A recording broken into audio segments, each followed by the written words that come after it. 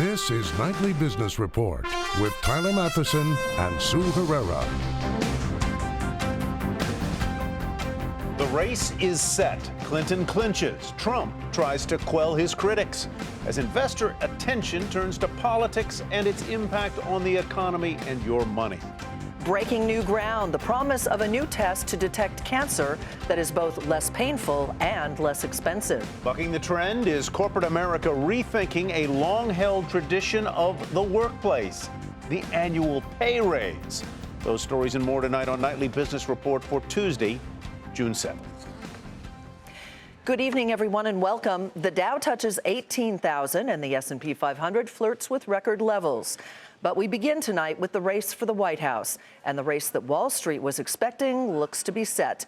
Hillary Clinton has clinched the Democratic presidential nomination, becoming the first woman to lead the presidential ticket of a major party.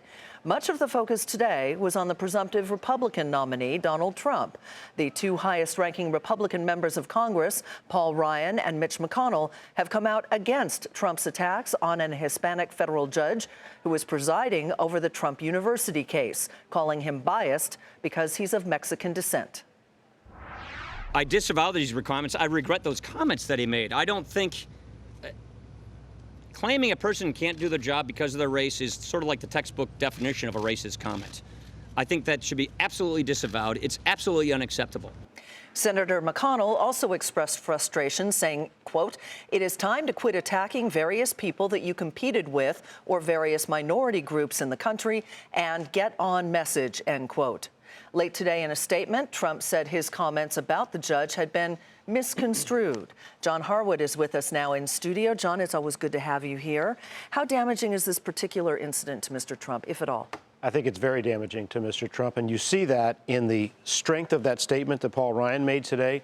Even after Donald Trump issued his statement late in the day saying he'd been misconstrued, Jeb Bush put out a statement saying Donald Trump should not defend that statement because some people interpreted his statement as doing that, even though he said he wasn't going to comment anymore. He should retract it. You had Mark Kirk, Republican senator from a blue state of Illinois, running for re-election, one of the people whose seats Republicans need to hold to keep control of the Senate, disavowed his endorsement and said he'd concluded that Donald Trump is not fit to be commander-in-chief.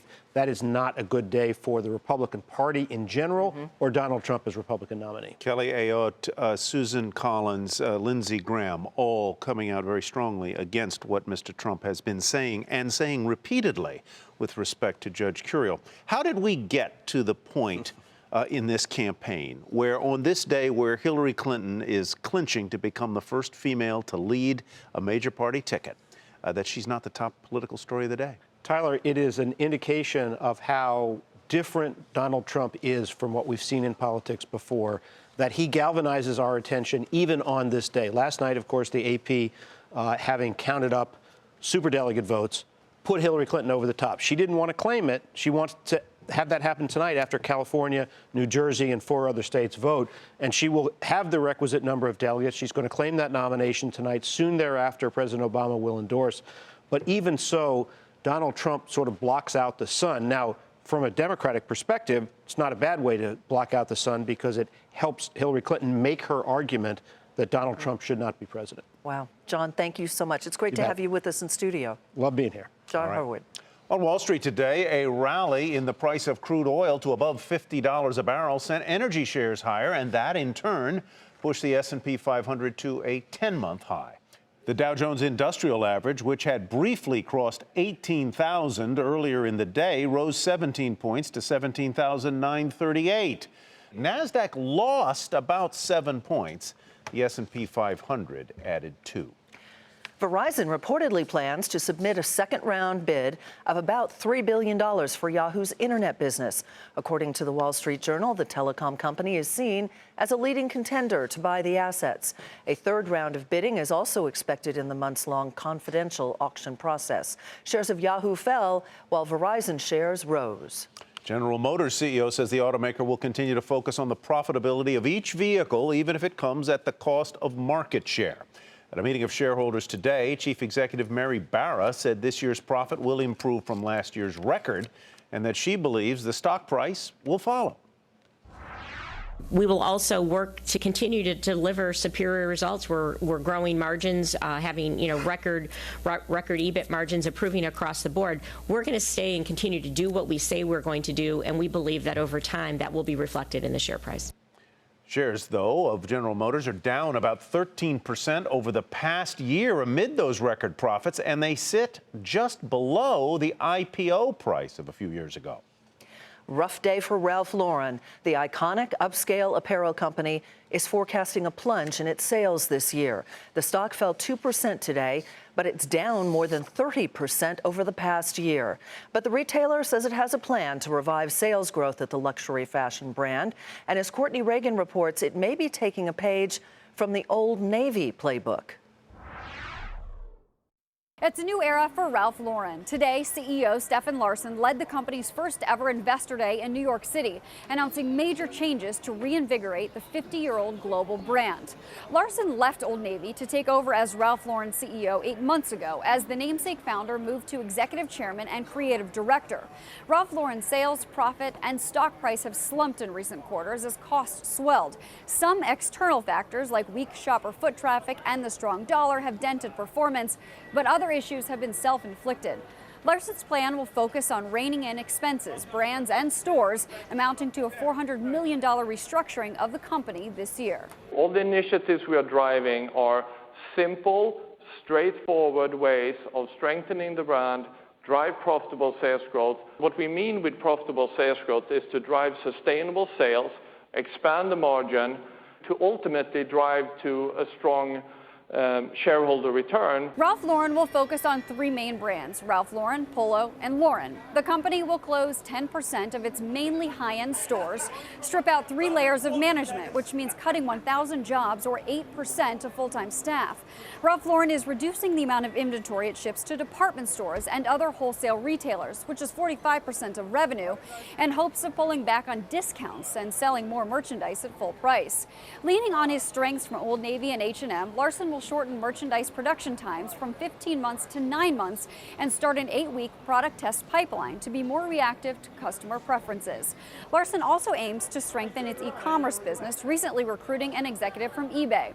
And with the right team in place, many analysts believe under Larsson's leadership, Ralph Lauren will strengthen its legacy. I think it's important that they are trying to regain some of their brand positioning and get rid of maybe some of the lower tier positioning and some of the discounting, but they also have a very big opportunity internationally. They're underpenetrated internationally, and so I think those are the real big opportunities for them. This was good news overall to hear that this brand is kind of taking the necessary steps now to make sure that they'll be around for many, many years to come as that strong, iconic American brand. All of these changes, in addition to expectations for continued weak shopper foot traffic, though, does result in a sales guidance cut. While the changes will inflict some near-term pain, analysts seem to agree it's necessary for long-term gain. For Nightly Business Report, I'm Courtney Reagan. Still ahead, it is simple, it's not invasive, and it could one day be the centerpiece of the next frontier in the battle against cancer.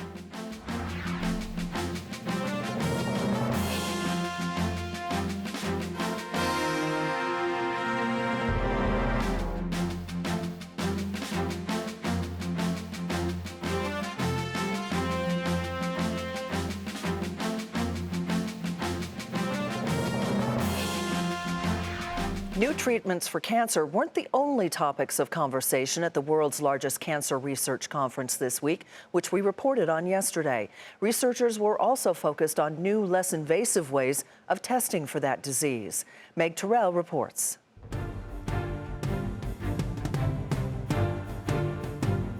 Enter the liquid biopsy, or a blood test for cancer. A featured study at the conference showed one such test yielded similar results to more invasive tissue biopsies. The concept of a liquid biopsy is if you can get all of that same information through a simple blood draw, you could totally change the paradigm of how we monitor, detect, and treat cancer. Helmi El-Touki is CEO of Guardant Health, the maker of that test. It works by detecting bits of DNA shed by cancer cells that circulate in the blood.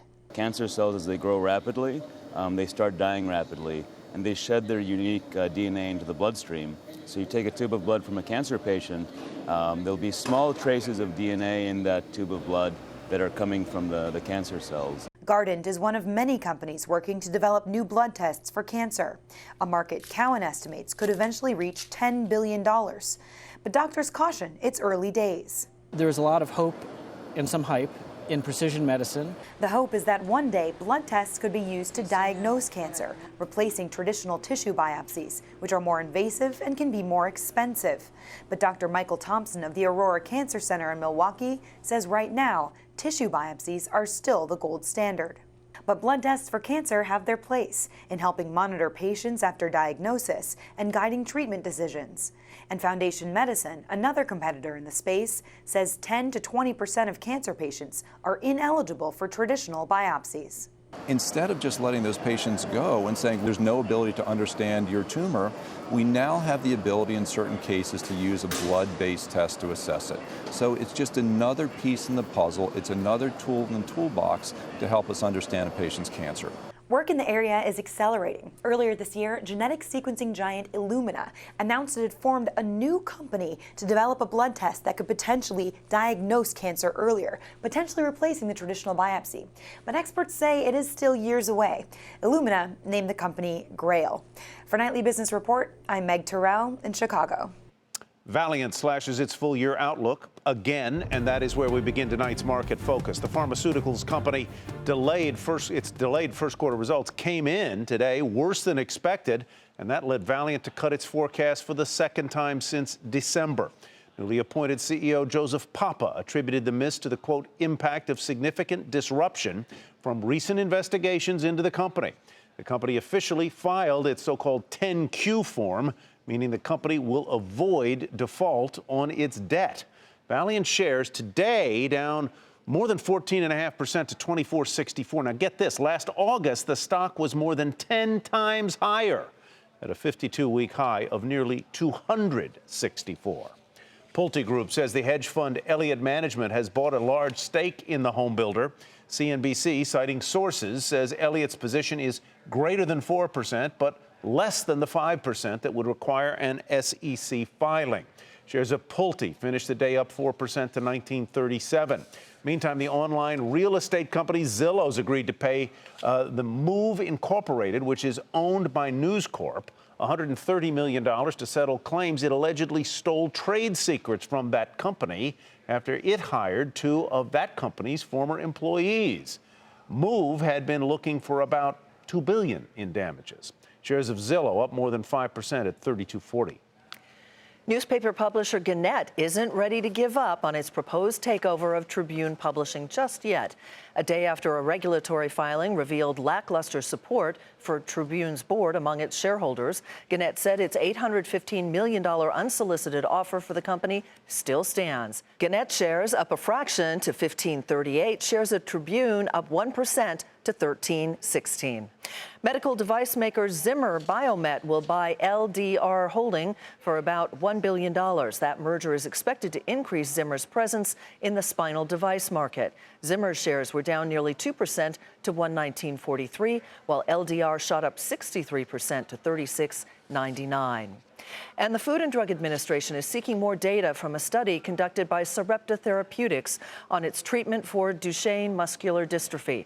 Sarepta plans to submit the requested information in the coming weeks and will await the FDA's approval decision. Shares of Sarepta surged more than 22% to $19.67. Hertz Global saw its shares pop today after a regulatory filing showed activist investor Carl Icahn increased his position in the car rental company. Icahn's recent investment brings his total number of shares above 64 million. Shares of Hertz up nearly 6% to $11.40. Well, it is not a good time for hedge funds, basically. Many dealing with poor returns, and often they are the target of tough talk on the campaign trail. Now the industry is faced with a third dilemma: lack of talent. Kate Kelly explains what's being done to attract the next generation of star traders. In the 80s and 90s, working in finance was a dream job. Today, hedge funds, one of the most lucrative parts of the industry, can't find enough qualified workers. The talent, according to one of the best-known figures in the business, just isn't there. Frankly, I mean, I'm blown away by the lack of talent. It's not easy to find great people. A bunch of things have led to this point. A change in business models at the banks who used to train up future hedge fund workers but don't do that type of trading anymore thanks to new regulations. A stodgy culture that makes hedge funds tough for newcomers to penetrate. And the siren call of Silicon Valley, the industry of choice for research and data mavens who want to disrupt the world and make money doing it. It's something Jamie Goodfriend, a key player in Cohen's own recruiting efforts, sees all the time. I think there's a substantial increase in competition for the best talent. So today, for young people, you could go to Silicon Valley, you can go to private equity firms. It's not just you go to the investment bank and then you go to the hedge fund. To raise its hiring game, the Chicago-based hedge fund firm Citadel is taking a page out of the Silicon Valley playbook. LJ Brock, a tech industry veteran who is now the chief people officer there, describes it. We really focus on understanding what's important to the candidate. What are their skills, their passions, their experiences, and then we look to build a job around that. And Cohen has a novel approach too. He brings in fresh talent at an earlier stage with a new trading school called the Academy that Goodfriend runs. Late last month, a bunch of college sophomores gathered at his Stamford, Connecticut office to hear more. For Jennifer Young, a University of Michigan student, the day was intriguing. Since coming to the SPIN, I think that Point 72 is really making an effort to teach younger people that hedge funds are a place that we can excel at because they'll teach us many skills that we can learn through the Academy program. But now, says Young, she's looking to Point 72 as a future prospect, and she isn't overly concerned about its legal backstory, which included the indictment of a forerunner firm for insider trading charges it settled. For Nightly Business Report, I'm Kate Kelly in New York. From hedge funds to law firms, associates at a New York law firm will get their first pay raise in nearly a decade. Cravath, Swain, and Moore says first-year associates will make $20,000 more effective July 1st. Since the Great Recession, law firms have scaled back significantly. Traditionally, though, when one leading law firm raises pay, others tend to follow. General Electric is leading the way and rethinking the way it compensates employees. The company is considering, get this, replacing its long-standing, much-imitated 5-point employee rating system and annual pay raises and replacing it with other forms of compensation. But will others in corporate America follow? Mark Anglesian is a compensation expert at the research firm Institute for Corporate Productivity. What is GE looking at, and what would replace the annual raise? What kinds of alternative forms of compensation? Well, actually, disconnecting the annual performance review from the annual pay review and the merit increases is becoming increasingly common. Employees have been disenchanted with the employee performance appraisal process for a number of years across corporate America. And as companies like GE take a fresh look at this, I think we're going to see a lot of innovation in this space. Yeah, it also goes to corporate culture, does it not? I mean, GE has been trying to change its corporate culture, certainly, but also with a workforce that's skewing a little bit younger, they want different things. The money is not as important as perhaps flex time and other things like that. Yes, that's a very good assessment. There's a much larger and comprehensive total basket of rewards that employees today and top talent certainly are really looking for.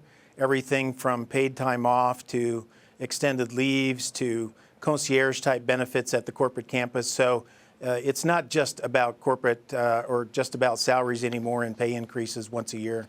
I want to go back to how you began and get you to explain or elaborate a little bit more. If you separate the employee, how would it work when you separate the employee evaluation from the employee compensation? Are you separating pay for performance? And I thought the evaluation was supposed to be directly tied to what you'd make so that the best performers got the best raises. Yeah, good question. My read is that companies are certainly not moving away from a pay-for-performance strategy. I think this is more about the process of how it gets done and the experience that employees have had in the past historically of just having one conversation with the manager as something of a check-the-box part of the process for giving a salary increase. I think pay-for-performance is clearly alive and well. This is more about changing the process and the experience about how it happens.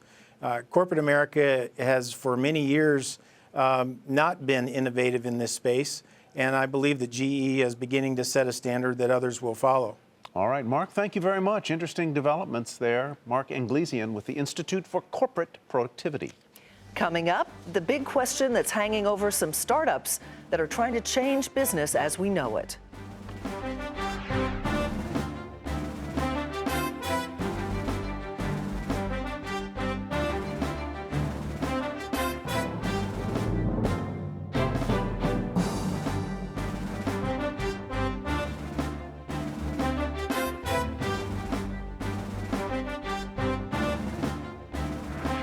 The chair of the House Financial Services Committee is outlining a proposal that would dismantle parts of the 2010 Wall Street reform bill known as Dodd-Frank.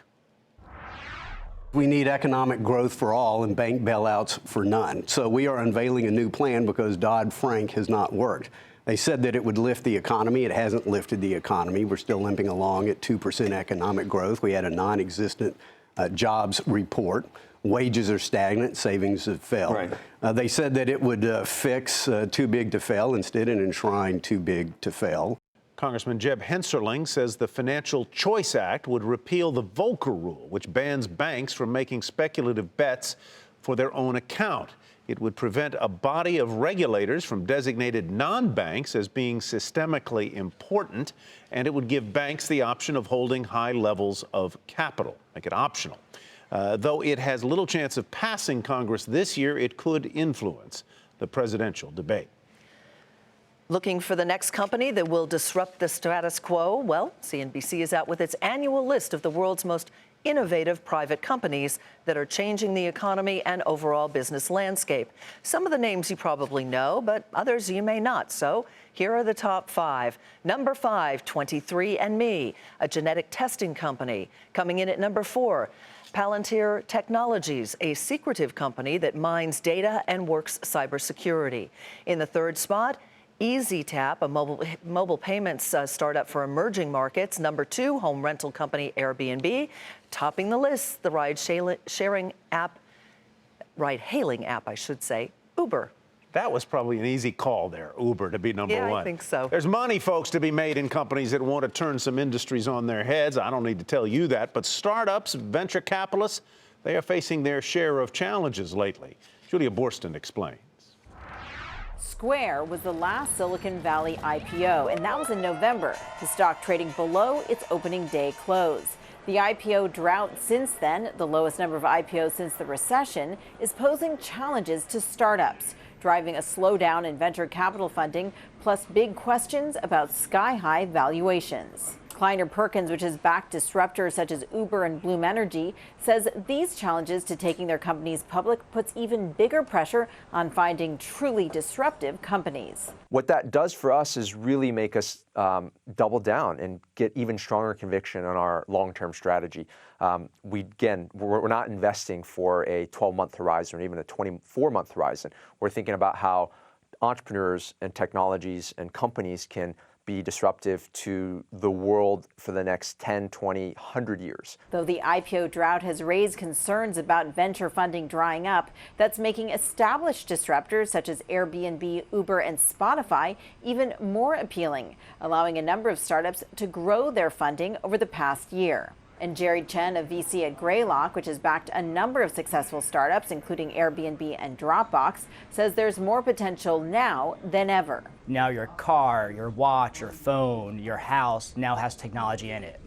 So when technology is everywhere, every industry should be a software business. Every industry is a technology business, which is why everything from healthcare to government to cars are all vulnerable to disruption now. 2 well-known disruptors, Square and Pure Storage, did go public. And while investors wait for the IPO market to open up, they're hoping staying private longer will translate into an even bigger payoff. For Nightly Business Report, I'm Julia Borston in San Francisco. And that does it for Nightly Business Report tonight. I'm Sue Herrera. Thanks for watching, and we want to remind you this is the time of year your public television station seeks your support. And I'm Tyler Matheson. Thank you for your support. Have a great evening, everybody. We'll hope to see you right back here tomorrow night.